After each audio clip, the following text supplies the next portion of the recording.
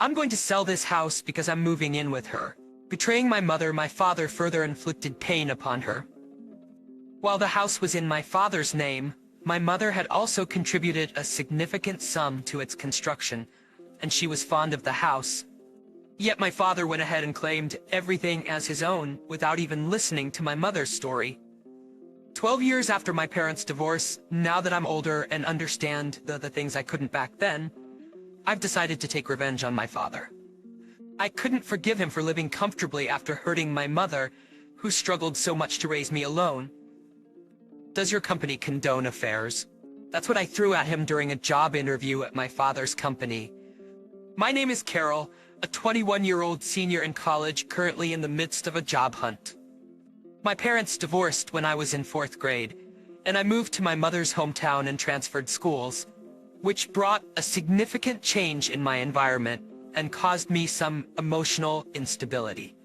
At school, everyone found out that my last name had changed. Moreover, since I wasn't exactly outgoing, it was pretty tough to make friends.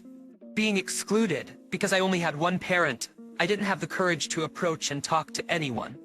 Therefore, the 2 years from that school transfer until I graduated elementary school, I had no close friends and felt out of place, often reminiscing about my old friends and feeling sad. Furthermore, my mother was working all day, so the time spent together like before had decreased, and I often spent time with my grandparents. My grandparents are always looking out for me, but having been with my parents all this time, I just haven't been able to get comfortable leaning on my grandparents. However, when I entered junior high, things finally settled down. There were many students from different elementary schools, and I met people who didn't judge me for my parents' divorce. I made friends and decided to stop wallowing in sadness, gradually becoming more cheerful. I also resolved to not burden my mother, focusing more on my studies. I managed to receive a scholarship that covered my tuition, which allowed me to spend my college days immersed in studies and part-time work. Wanting to ensure that my mother could live a peaceful and settled life, I was determined to be a good daughter, despite my busy life, which filled my heart with a sense of fulfillment. Although I have become more sociable than before, the traumas of the past were not so easily forgotten. Up until 4th grade, when my parents divorced, I lived a normal life with both my mother and father. Being a shy child, I had friends but often spent holidays with my family. I believe I was a child who deeply loved my parents. We had meals together in the mornings and evenings, and after dinner, we enjoyed serene family time. But from a certain time, my father started coming home late due to work, and there were nights he didn't return before I went to bed. My father was already in a position of responsibility, so I was told by my mother that his job was demanding and he couldn't make it home because of overtime. Back then, although I felt lonely, I understood that it was thanks to my father's work that we had our current lifestyle. So I always hoped that he would be able to finish work early. Days like that continued, and I went to bed as usual, but when I woke up in the night, I heard my parents arguing. I had never heard them raise their voices at each other before, so while I was anxious, my curiosity got the better of me. Compelled to find out what was happening, I crept towards where they were, and as I cautiously peeked in, I saw my father with his bags packed, storming out of the living room, looking angry. "Quiet down," he yelled. "I prefer her over you. It's divorce." At those words, my mother started crying, but my father ignored her and headed for the entrance. "Father," I cried, knowing what divorce meant. I thought I would never see my father again, and ran towards him in a burst of impulse, clinging to him in hopes of stopping him. He had always been kind and playful, so I thought he would stop for me. "Get out of my way," he shouted, pushing me aside. I was flung aside, tumbling in the hallway and hurting myself. The shock of being yelled at and shoved by my father, combined with the physical pain, made me cry uncontrollably. The realization of the harsh reality, amplified by the pain, made the situation even more unbearable. Confused, and without understanding why my father had suddenly become so cold towards me, I couldn't stop crying. My mother hugged me, but my father ignored my tears and left the house without looking back. Watching him leave, I felt abandoned and cried even harder. That incident led me to become more introverted for a while, afraid to trust anyone other than my mother. After my father left and didn't return, we continued living in our house, but a few days later he came back. I harbored a faint hope that he might become a family again, but it was quickly shattered. I'm gonna live with her, so I'm selling this house. Get out fast, he said, showing my mom the papers. This house was built when I was in the first grade, and I remember my mom being so happy that we finally had a home of our own, even though I was still young at the time. I'm pretty sure she said that she and my father built it together. So my mother protested him selling the house on his own, but since it was in my father's name, she eventually had to give up. And that's how my mom and I ended up being forced out, moving to my grandparents' place. What kind of exchanges my parents had after that, I don't know, since I was just a kid. But I always wondered why my mom worked so much, considering she should have been getting alimony and child support. I assumed she worked so hard mostly for my sake, but I thought if she got child support from my father, we'd have a bit more breathing room. So when I was in high school and it was bothering me, I asked my grandparents about it. I figured my mom wouldn't want to tell me and that it was a traumatic event for her, so I couldn't ask her. According to my grandparents, it turns out my father ran off without paying any alimony or child support. My mom repeatedly contacted him about the missing payments, but after he cut off all communication, she prioritized her future life and let it go. The reason for their divorce was what I had guessed: my father's infidelity. I learned that he betrayed our family. I understood why my mother was working so hard and became angry with my father after hearing this from my grandparents. It seemed like my mother had stopped pursuing the issue with my father, not even trying to locate his address to push for payment. I was mad at my father, who didn't seem to show any remorse, but more than that, I wanted to relieve my hardworking mother as soon as possible. She was busy from dawn to dusk, always putting me first, and I wanted to give her some peace. I wished my mom would take more care of herself, something I thought about often. So fueled by my anger towards my father, I worked even harder in my studies to land a good job and help my mother out. The thought of my father living carefree was frustrating, but I tried not to dwell on it, prioritizing our current life like my mother. Now, as a college student starting to think about job hunting, I was organizing the storage room to create a better resume. While trying to recall past events for my self-promotion, I found letters from friends before I transferred schools in elementary school and got lost in memories while tidying up. Then an unfamiliar box appeared. Curious, I opened it to find it was full of papers about my father's affair. Surprised as I didn't know these were hidden here, I took a moment. I had tried not to think about my father, but I still wanted to know what happened between my parents. So I decided to pick it up and read the document. As I read through the details, which were more in-depth than what I had heard from my grandparents, the desire to get back at my dad kept getting stronger. Probably my grandparents had spared me the details, either out of concern or because they didn't even know. Reading on, I discovered my father had done even worse things than I had imagined. He had been cheating for a longer time than I thought, and probably didn't even bother hiding it from my mom when he was working late. Moreover, his mistress was 6 years his junior, and it seemed she had been through quite a lot herself.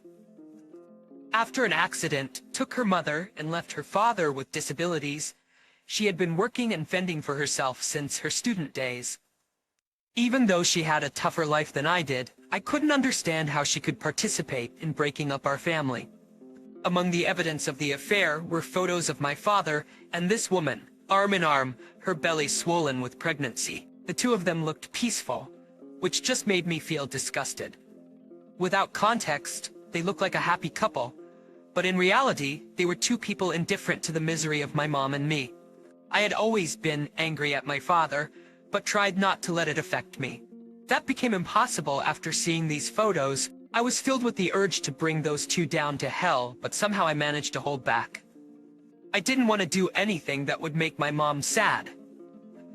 And I thought about the future of the child who was innocent in all of this. It's been 12 years since the divorce, and if this child in her belly had been born, they'd probably be in middle school by now. I can't forgive my father and his mistress, but if I were to act on my emotions and seek revenge, I'd be subjecting that child to the same kind of pain I went through. I don't ever want to do something as low as what my father did, and that's what stopped me. But the anger was strong. I couldn't just ignore it and move on. A few days later, on my day off, I decided to check out the address of the two written in this investigative report. They probably weren't there anymore since it's been a while, but I couldn't resist without checking. When I got there, the house at the address was gone, leaving me with a mix of relief and disappointment. I had wanted to ask my father about why he cheated and about my mom, but I knew I would have been nervous to actually meet him. Realizing that I'd likely never see him again, I walked away trying to forget about my father. However, a nameplate with the same last name as my father, Nelson, caught my eye. I stopped, my heart racing. The name Nelson wasn't particularly rare, so I took a good look at the house, trying to figure out if it was possible, even though I was convinced that it was someone else. It was a single-family home with a sizable yard that included a play area for kids. Since it was the weekend and school was out, I could faintly hear children's voices. If my father had remarried his mistress after the divorce, it wouldn't have been strange for their family to have expanded. Just thinking about it made my chest tighten with a painful feeling. As kids came out of the front door, I moved back a bit and watched. Then, following the children, the parents came out, and even though they looked older than in the pictures, I recognized them as my father and the woman he had an affair with. My father had built a happy home with his mistress, never paying alimony or child support to us. Understanding that, he lived carefree while my mother struggled, filled me with rage, and I clenched my fists.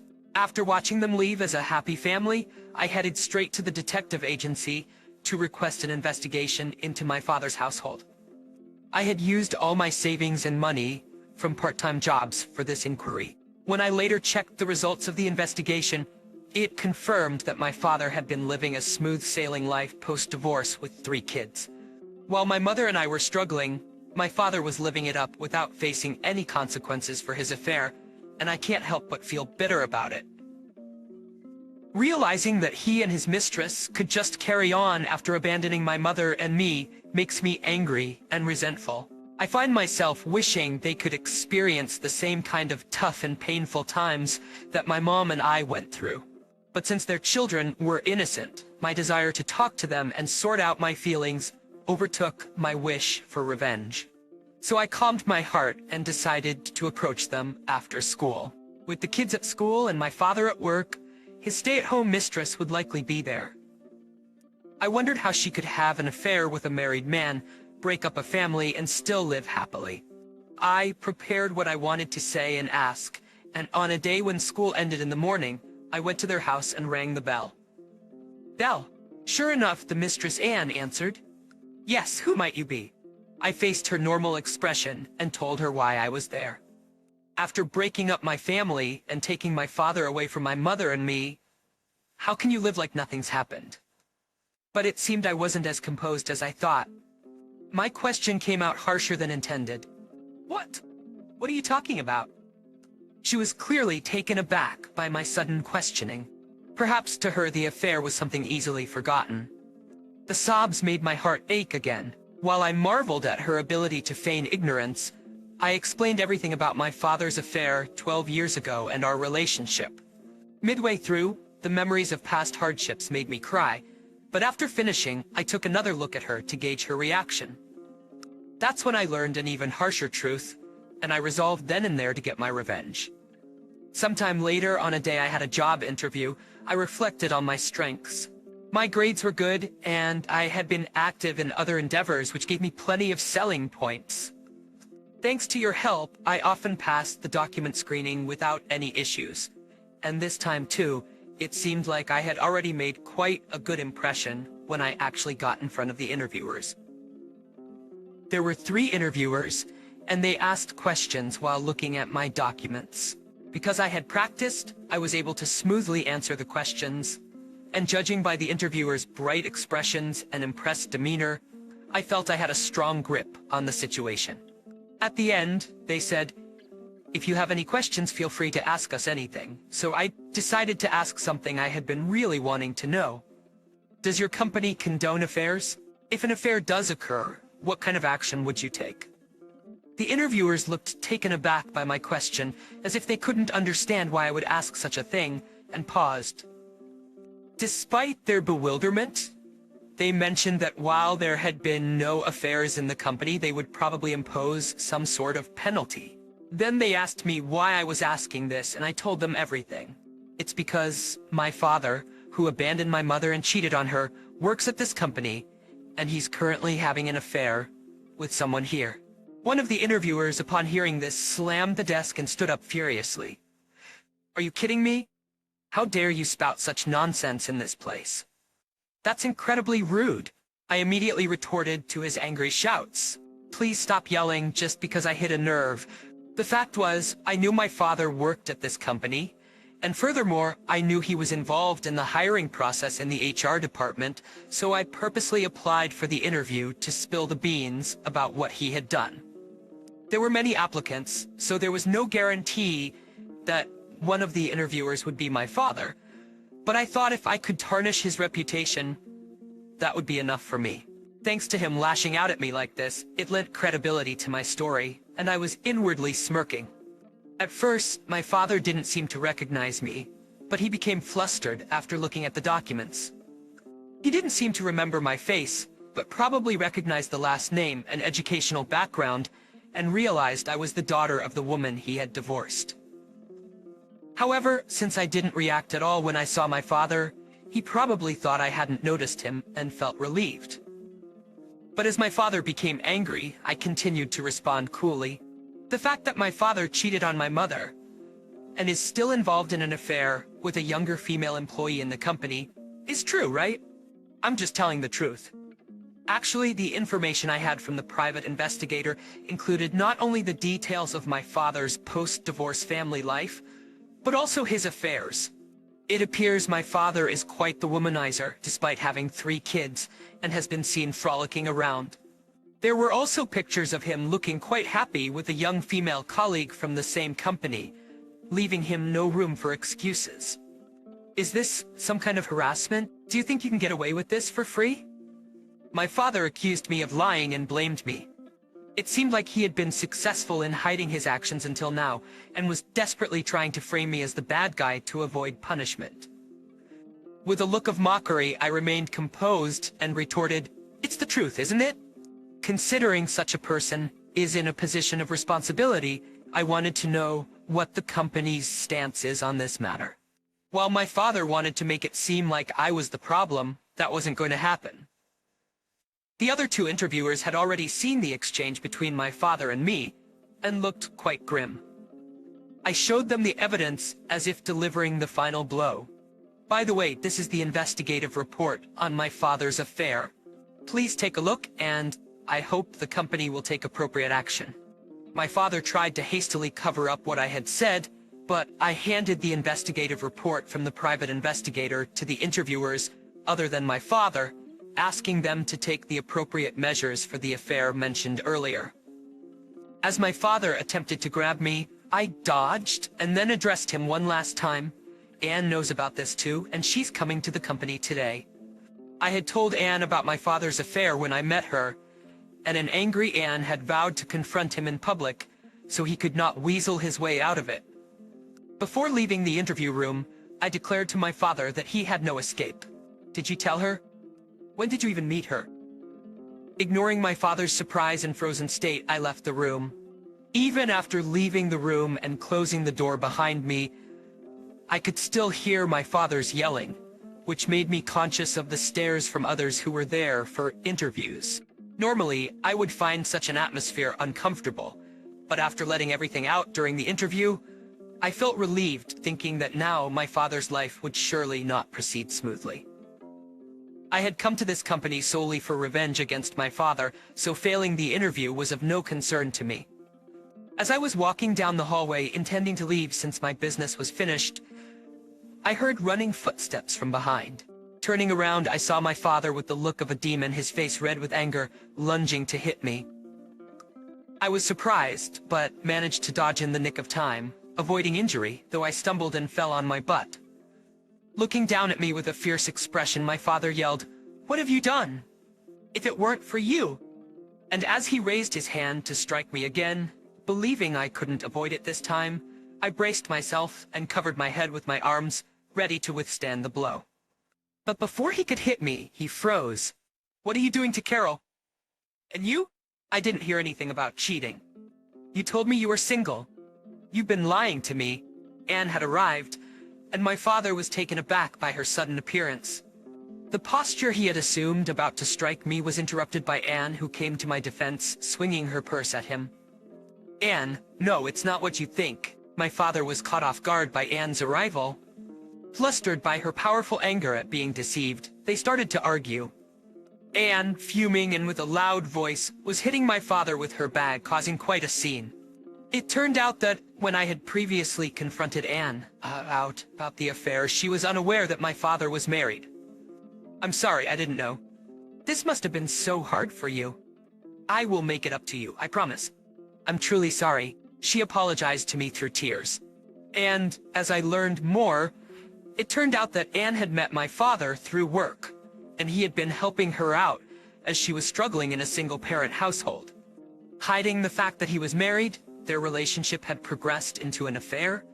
Anne, who lived with her father who had been affected by an accident in a single-parent household, naturally developed feelings for my father, who had helped her after graduating high school and starting work.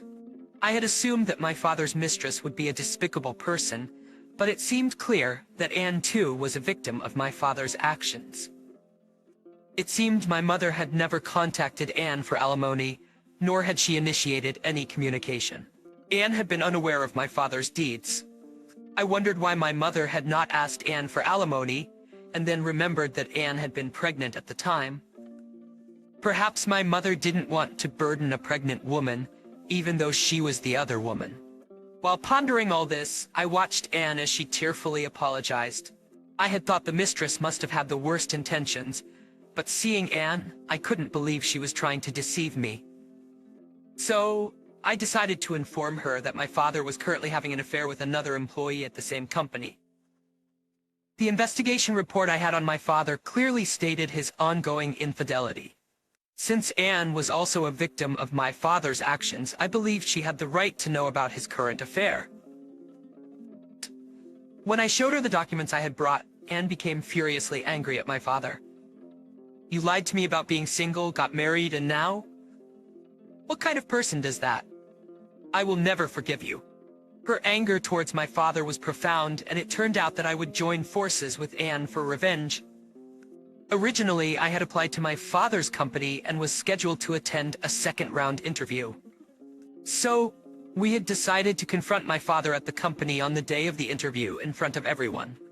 In the company hallway, Anne and I caused a huge commotion, with other male employees holding my father back and security arriving.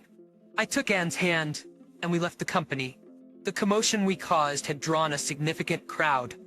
Among them was a woman I recognized from the photos in the investigation report, hiding in the shadows with a petrified look on her face, watching everything that unfolded.